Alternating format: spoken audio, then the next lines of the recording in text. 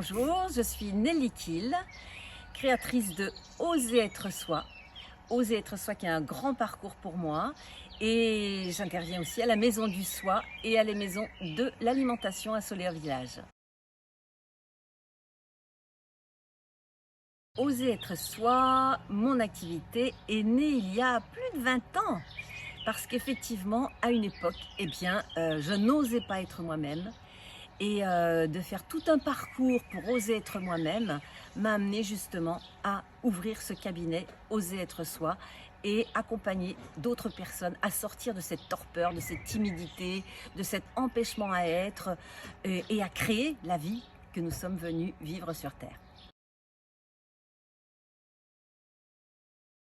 Oser, c'est oser s'affirmer, oser faire ce que notre être, notre intérieur a envie de faire et que justement parfois on dit oh non j'ose pas, je vais te juger et puis je suis trop ceci, pas assez cela et on se pourrit la vie et on peut passer sa vie entière à ne pas oser. Donc oser c'est j'ai envie d'aller là, j'ai envie de rencontrer telle personne, j'ai envie de créer ça dans mon job et c'est léger parce que je sais que j'ai les capacités, je sais que même si ça fonctionne pas, je vais rebondir et là chaque jour ça c'est vraiment un enchantement et là moi j'ose depuis 1 an et demi être dans mon van et c'est vrai que je fais des rencontres extraordinaires, je vais dans des lieux extraordinaires et de oser, toujours plus oser, permet vraiment d'être soi et être soi ça permet d'oser et la boucle est bouclée. Ça m'a dit oui tout de suite de me lancer dans cette aventure. D'abord le nom, Soleil Village. Non mais le soleil et puis mon amie Sonia qui m'en avait parlé avec tant de passion. J'étais sûre que ça allait fonctionner et que ça allait rayonner avec les différentes maisons qui correspondent aussi aux différentes maisons de Oser être soi, de mon aventure. Donc additionner ces deux aventures, je savais que ça allait être un soleil extraordinaire pour soi et pour les autres. Oser être soi se décline bien sûr de différentes manières, avec différentes facettes.